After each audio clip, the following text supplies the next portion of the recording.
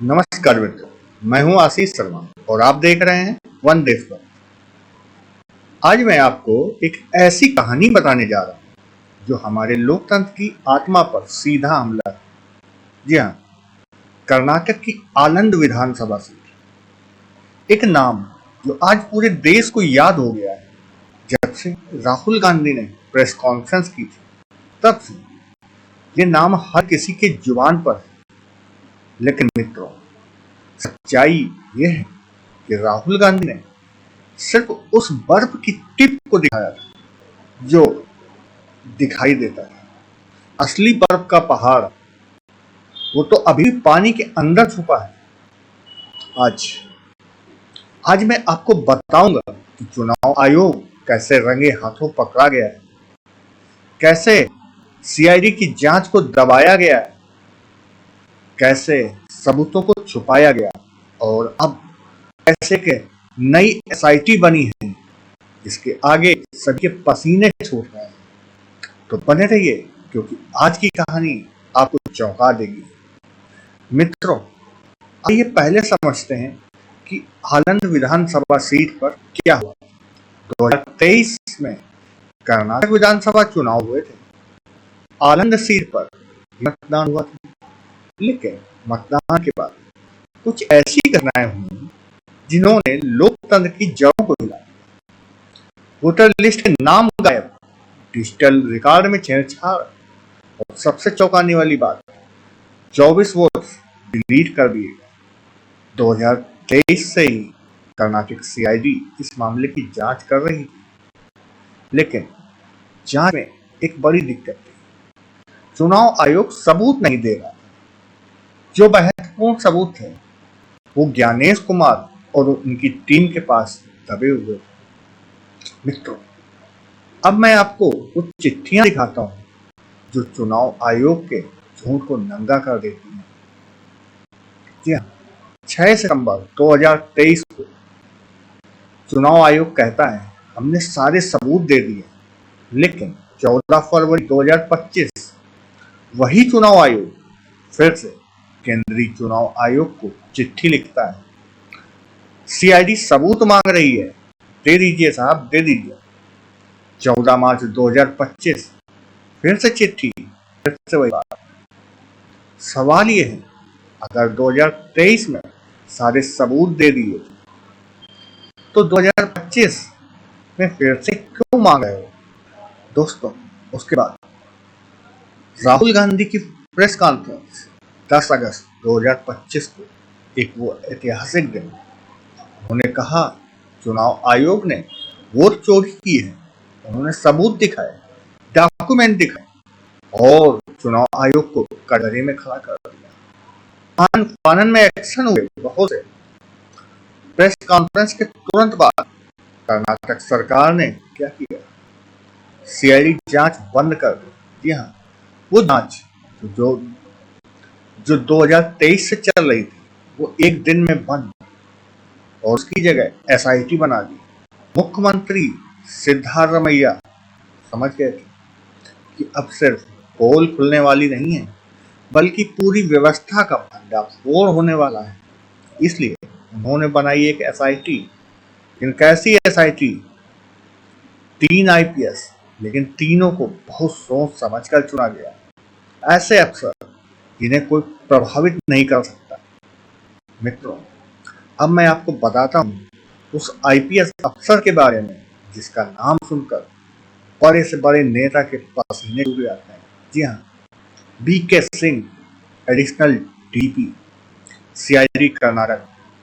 ये वो अफसर हैं जिन्होंने साबित कर दिया है कि न्याय में देर हो सकती है, अंधेर नहीं। आपको वो केस याद है? गौरी लंकेश हत्याकांड, एमएम कलबुर्गी हत्याकांड और सबसे बड़ी बात, प्रज्वल रेवन्ना केस। जी हाँ, प्रज्वल रेवन्ना देवेंद्र गौड़ा के पोते, जीडीएस के नेता। लेकिन सबसे महत्वपूर्ण बात, वो नेता जिसके लिए प्रधानमंत्री खुद वोट मांगने गए थे, हाथ में हाथ डालकर गले मिले, वोट मांगने गए थे गले मिलकर। लेकिन वीके सिंह ने क्या किया? साल भर के अंदर प्रज्वल रेवन्ना को सजा दिलवा दी। भारत की न्याय व्यवस्था में जहां नेताओं पर 20-20 साल केस चलते रहते हैं, वहां साल भर के अंदर सजा दिलवाई। जी हाँ, बीके सिंह के साथ दो और दमदार अफसर, Saidul Adawat SP cyber crime Karnataka के, साइबर कॉप कहलाते हैं वहां पर, और अनिमिता महिला आईपीएस एसपी स्पेशल इन्वेस्टिगेशन। मित्रों, इस बार कोई कमी नहीं छोड़ी गई है। अब मैं आपको दिखाता हूं कि चुनाव आयोग कितना बड़ा झूठा है। जी हाँ, पहली चिट्ठी 6 सितंबर 2023, चुनाव आयोग का दावा, हमने सारे सबूत सीआईडी को दे दिए हैं। दूसरी चिट्ठी 14 फरवरी 2025, सीआईडी ने सीईओ कर्नाटका को लिखा, हमें डेस्टिनेशन आईपी चाहिए। तीसरी चिट्ठी 14 मार्च 2025, सीईओ कर्नाटका ने केंद्रीय चुनाव आयोग को लिखा, सीआईडी सबूत मांग रही है, दे दीजिए। मित्रों, ये कैसा खेल है? तारीख देखी आपने? एक तरफ कहते हैं हमने सब दे दिया, दूसरी तरफ खुद ही मांगते हैं कि सबूत दे दो। ये वैसा ही है जैसे मैं कहूँ, भाई मैंने तुम्हें फॉर्म सी दे दिया था, और फिर खुद ही कहूँ, अरे यार फॉर्म सी कहाँ है, जरा दे दो यार। और फिर कहूँ कि अरे यार फॉर्म सी कहाँ है, जरा दे दो। IP address, destination port, lock file system, ये सब तकनीकी चीजें हैं, लेकिन इनका मतलब बहुत सीधा है। जो भी व्यक्ति जिस भी कंप्यूटर से वोट डिलीशन फॉर्म का भरना हुआ, जिस कंप्यूटर से वो फॉर्म भरे गए, उसका पूरा ट्रेस मिल सकता है। लेकिन चुनाव आयोग ये डेटा क्यों नहीं दे रहा है? सवाल सीधा है, जवाब भी सीधा ही होना चाहिए। मित्रों, ये सिर्फ चुनावी गड़बड़ी नहीं है, ये एक क्रिमिनल ऑफेंस है। किसी के नाम का दुरुपयोग उसकी अनुमति के बिना, ये धारा 420 के तहत आता है। साइबर क्राइम भी है, फोर्जरी भी है, और चुनावी धोखाधड़ी भी। चुनाव आयोग कहता है हमारे ऊपर केस नहीं हो सकता, लेकिन कैसी इम्यूनिटी है? इम्यूनिटी सिर्फ ड्यूटी डिस्चार्ज करते समय होती है। अगर रिटायरमेंट के बाद आपके पास 500 करोड़ मिले तो ईडी केस नहीं बनेगा। अगर आप हत्या कर दें तो इम्यूनिटी का नाम लेकर बच जाएंगे। हमारे संविधान में प्रधानमंत्री भी कोर्ट में पेश होते हैं। इंदिरा गांधी के समय प्रधानमंत्री की भी पेशी लगी थी। तो चुनाव आयोग क्यों समझता है कि वो कानून से ऊपर है? मित्रों, अब मैं बताता हूं कि आज के जमाने में साइबर क्राइम कैसे पकड़ा जाता है। जैसे आपका बेटा जो स्कूल में पढ़ता है, अगर उसके पास कोई मेल आए तो 5 मिनट में बता देगा ईमेल कहाँ से आया है, दिल्ली, मुंबई, चेन्नई, जहां से भी आया होगा। ये बच्चों का काम है आजकल। हर कंप्यूटर का अपना एक एड्रेस होता है, आईपी एड्रेस होता है, जैसे आपके घर का पता होता है। जब भी कोई वोट डिलीशन फॉर्म को भरता है, या जब भी भरा गया होगा, उस कंप्यूटर का पूरा डेटा रिकॉर्ड हो गया होता है। कौन सा कंप्यूटर, कौन सी लोकेशन, कौन सा इंटरनेट कनेक्शन, सब पता चल सकता है। सैदुल अदावत कर्नाटक के साइबर कॉप, ये वही अफसर हैं जिन्होंने जो स्टेडियम में भगदड़ हुई थी वो केस हैंडल किया था। खुद जख्मी हो गए थे, लेकिन केस पूरा। अब इनके हाथ में आलंद का केस है। मित्रों, ये कोई साधारण अफसर नहीं है, ये जाबाज अफसर है। दोस्तों, जैसे ये सब कुछ हुआ, गोदी मीडिया ने अपना खेल चालू कर दिया। जैसे ही राहुल गांधी ने प्रेस कॉन्फ्रेंस पूरी की, पूरा गोदी मीडिया भौंकने लगा।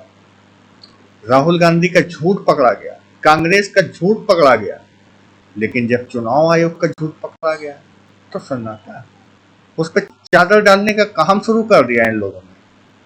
मेरा मानना है कि इसमें कहीं ना कहीं चुनाव आयोग का हाथ जरूर है। चुनाव आयोग का इंटरेस्ट कुछ न कुछ तो जरूर है, जो अदृश्य रूप में हम लोगों को दिखाई नहीं दे रहा है। उसका जो आका है, अदृश्य आका, उनके इशारे पर चल रहा है ये सब खेल। दोस्तों, ज्ञानेश कुमार अब मुंह ही ना खोलें तो बेहतर। क्योंकि मुंह खोलते ही झूठ ही निकलता है। कई बार इनका झूठ पकड़ा गया है, फिर भी निर्लज्जता का अमृत पी रहे हैं भाई साहब। अब सवाल यह है कि एसआईटी के पास वो पावर है क्या जो सीआईडी के पास नहीं थी? जी हाँ, एसआईटी को स्पेशल पावर डेलीगेट किए गए हैं क्या? अगर चुनाव आयोग सबूत नहीं देगा तो क्या कोर्ट के माध्यम से मंगवा सकते हैं? इस बार लीगल एक्शन लेने से पहले सारे रास्ते बंद करने की रणनीति, ताकि अंत में न्यायपालिका को भी कहना पड़े, हाँ ये सबूत दे दो। इस निर्लज्जता के अंतिम चरण के बाद भी अगर चुनाव आयोग नहीं देगा तो कोर्ट का आदेश होगा। अब एसआईटी अब रोज चिट्ठी लिखेगी, रोज रिमाइंडर भेजेगी, मीडिया में लीक करवाएगी, दबाव बनवाएगी। देखते हैं चुनाव आयोग कब तक टिकता है।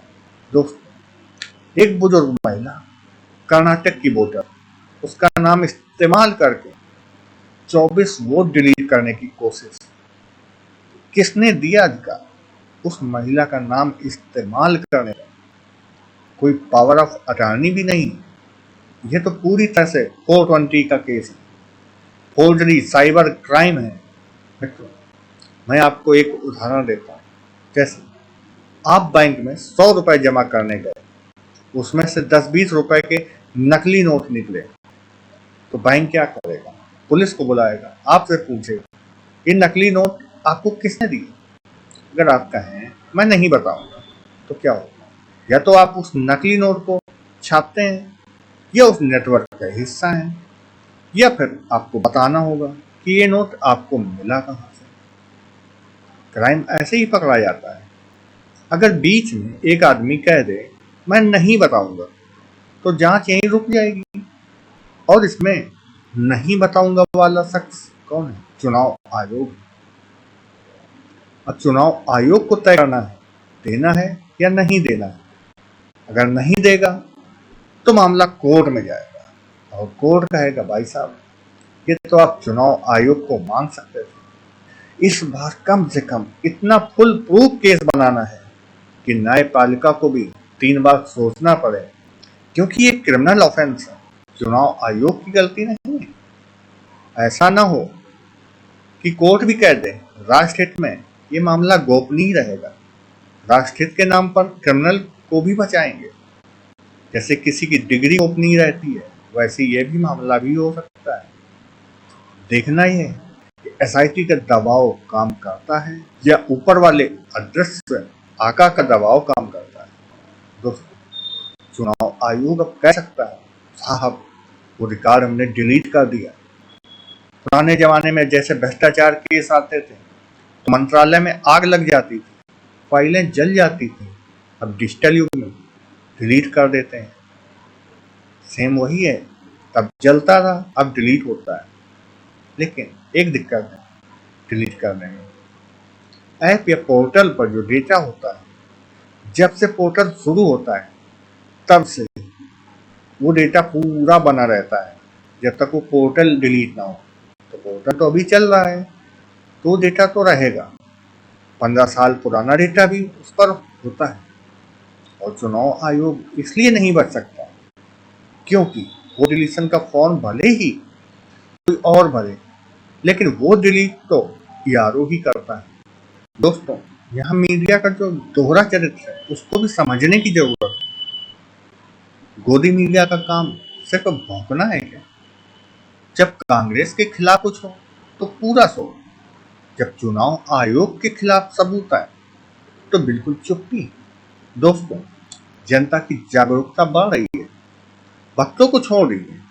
बाकी देश के लिए ये सबूत काफी है। ये भक्तों के लिए नहीं है, ये उन लोगों के लिए है जो सच जानना चाहते हैं, जो लोकतंत्र की रक्षा करना चाहते हैं। ये सिर्फ वोट चोरी का मामला नहीं है, ये हमारे लोकतंत्र की आत्मा पर हमला है। अगर आज चुप रहे तो कल और भी बड़े धोखे होंगे। मित्रों, आज की कहानी से जो मुख्य बातें निकलती हैं, नंबर 1, चुनाव आयोग ने झूठ बोला है, ये चिट्ठियों से साबित होता है। नंबर 2, सीआईडी की जांच को दबाया गया, 2023 से 2025 तक। नंबर 3, SIT में दमदार अफसर BK सिंह, सैदुल अदावत, अनविता। नंबर 4, तकनीकी सबूत मौजूद हैं, जैसे IP एड्रेस से पूरा ट्रेस संभव है। नंबर 5, ये क्रिमिनल ऑफेंस है, सिर्फ चुनावी गड़बड़ी नहीं है। मित्रों, अब देखना यह है कि SIT कितनी मजबूती से केस लड़ती है।